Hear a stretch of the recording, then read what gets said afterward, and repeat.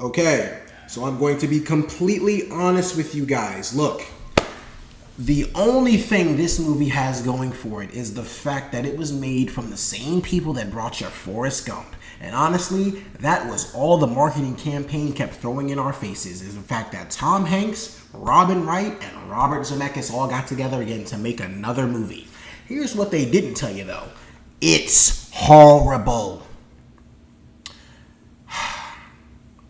I truly don't know how they got Tom Hanks and Robin Wright to do this, but Robert Zemeckis. I don't know how they got any of these people to do this, and I truly don't know why they just didn't make this a short film, but here we are, I guess. This is here.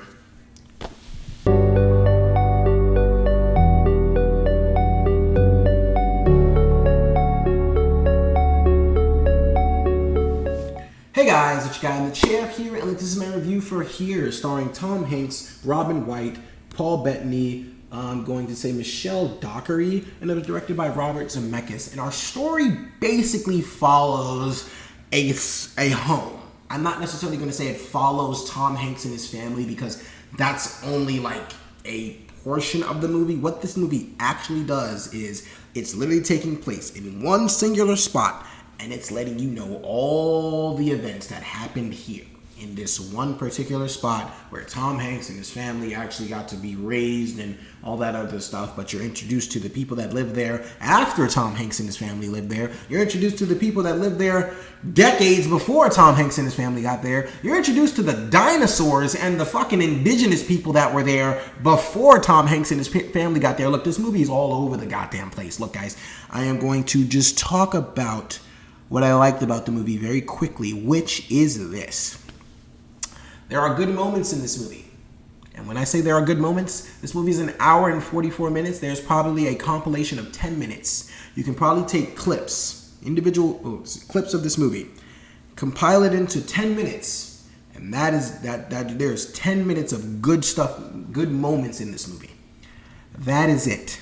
The rest is complete and utter trash. It is garbage. It is so boring. It is so lifeless. It is so dull. And honestly, the thing about it is, like I said, this movie would work so much better as a short film because honestly, the concept of the movie is not that bad. To truly just have events like playing out of what happened here in a particular spot or in this home here, like it could have been a play, could have been a short film, like it could have been anything else but a feature-length film because it truly just does not have enough depth, or honestly, it just doesn't really have anything interesting enough going for it to keep your attention the entire time. Look, the main problem with this movie is, for me personally, like I said, you do follow Tom Hanks and his family for a decent portion of this movie, but you are also introduced to literally every single event that happened in this particular spot. And like I said, the reason why I think it would work better as a short film is you could just fast forward through all, or not fast forward, but you can easily just steadily go through all those events, and you don't have to focus on a singular family or a singular event. Like, you don't have to make that be the main focal point of the film. You could have just had everything just play out up until the end. And that, like I said, that can work as a short film. Problem is, they try to have you focus on Tom Hanks, Robin Wright, and Paul Bettany, and Tom Hanks' main family. But then at the same time, like I said, you're introduced to the people that lived there before they got there, the people that lived there a decade before they got there. You're introduced to the events that happened thousands and thousands of years before they got there, and then you're even introduced to the stuff that happens after. And it's just like, truly, the more the movie goes on, and the more you think about all the events you're being introduced to, you truly start to ask yourself at a certain point in time, is any of this necessary? Is any of this truly adding to what this movie is already doing, which is putting me to frickin' sleep? Oh man, it's just so disappointing because it's just like, I truly got like a very special feeling from the trailer for this movie. Like, I thought it was going to be at least somewhat decent. I thought it was at least going to be heartfelt. And there are some heartfelt moments in this film. The problem is the way that they compile this story and the way they tell it is they kind of just jump around from decade to decade, scenario to scenario, based off of, I guess, themes, kind of, sort of. So, like, let's say, for example, joy.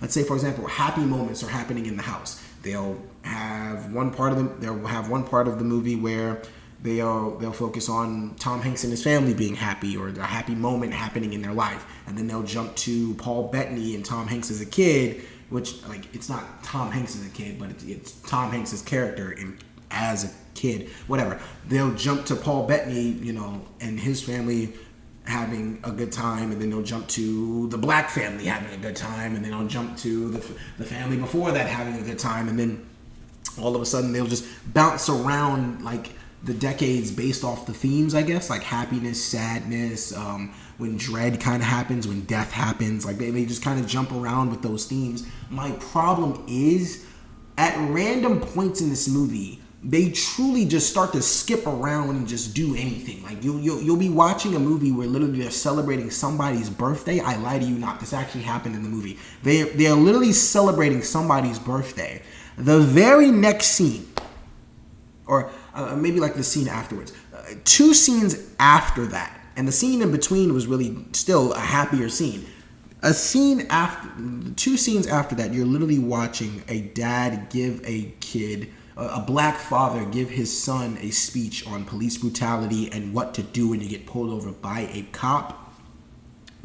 That completely took me out of the movie, because what the hell does that have to do with anything? This is not that type of movie. And truly, it's crazy, because 30 minutes into this movie, I truly thought to myself, I was like, I wonder if any black people ever lived in this house. And immediately black people popped up. I can tell y'all this right now, this movie did not need inclusion. I do apologize if that's against Hollywood's agenda or whatever, or if that's against, like, anybody's agenda wanting inclusion. This movie could have been purebred white. It didn't need to include anybody else. I'm telling you, it really was very unnecessary to include that part of the movie. You could have just kept it. You really didn't need this at all.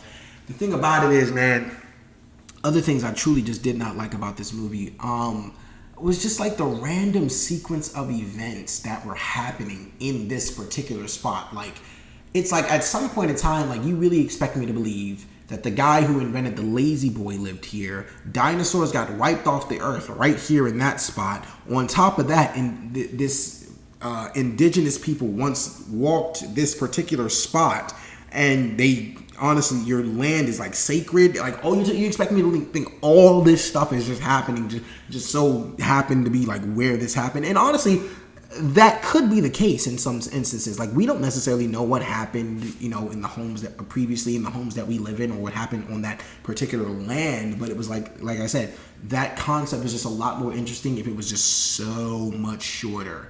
It's too long and it just drags out. And like I'm telling you, there's even a point in time where in all of these stories that are happening, in all these decades that you're jumping around, they just start involving every single character that you see. There's literally a point in time where the maid of the black family died, and I couldn't even, like, she just literally just had a heart attack or a stroke, like, right there. Or actually, she just said, like, she couldn't smell or something like that, and then immediately after, they skip to a couple scenes with Tom Hanks and his family, and then they go right back to the black family where the wife is just devastated because the maid died. And I'm like, I don't even have time to care about any of this. It's like, I'm really here for Tom Hanks and Robin Wright, and the rest of you people are kind of just getting in the way. It's like there was even a segment of this movie where a dad who's like obsessed with like being a pilot or whatever, like he was always trying to be up in the plane, and his wife just disapproved and stuff like that. Like, it was just like a lot of these random storylines I could not bring myself to give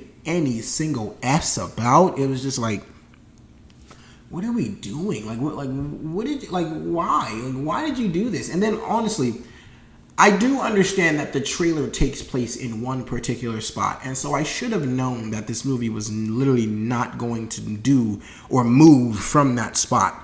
But somehow, some way, watching this movie and just seeing that it literally does not move from that spot, I promise you this movie literally could have been a play. It does not need to be a feature-length film. Why on God's green earth are we sitting in one spot the entire time? It really started to piss me off at times, because It's just like you had like, and then it literally like people are walking off screen and they're like, Harold, hey, don't do that, and they're just walking off the screen. Like you just see them walk past, and it's like, yo, this is so stupid. This literally could have been a play. No need for it. Oh, Paul Bettany, by the way, he had a few moments in this movie that really made me die laughing. So that's good. He made me laugh. Awesome. But those would probably be a part of the 10 minutes of the parts of the movie that I actually enjoyed, because the rest of it is a snooze fest. This is one of the most boring movies of 2024. Highly recommend you don't go see it. I honestly think a lot of you probably don't even know this movie exists, and good, because this is a garnish on Tom Hanks and Robin Wright and Robert Zemeckis. Not necessarily because they all have incredible filmographies, but my God, guys, can we just not ever try to do anything like this again? And also, the CGI at the end of this movie is god-awful. I don't know what the budget was for this. Clearly, it wasn't a lot, because you only had camera angle for one shot, and everything was CGI outside. The CGI shot of the home at the end of this movie literally looks like Andy's house from Toy Story 1. I lied to you. And all the people outside look like all the people outside in Toy Story 2. It literally looked like coming from a Pixar movie. Like, the CGI is really bad. It is truly just a boring, horrible, dull snooze fest of a film. And for all those reasons and so many more, guys, please don't go watch this movie. But I am going to give here a 2 out of 5 stars. I really should give it lower than that, but I mean, Tom Hanks and Robin Wright did a pretty good job, but it's really just god-awful. Okay, guys, so here, have you seen it? What did you think about it? Look, guys, thank you so much for watching. I really do appreciate it. Be sure to like, share, subscribe, all that good stuff and so much more. Look, this is your guy in the chair. More content coming to you soon.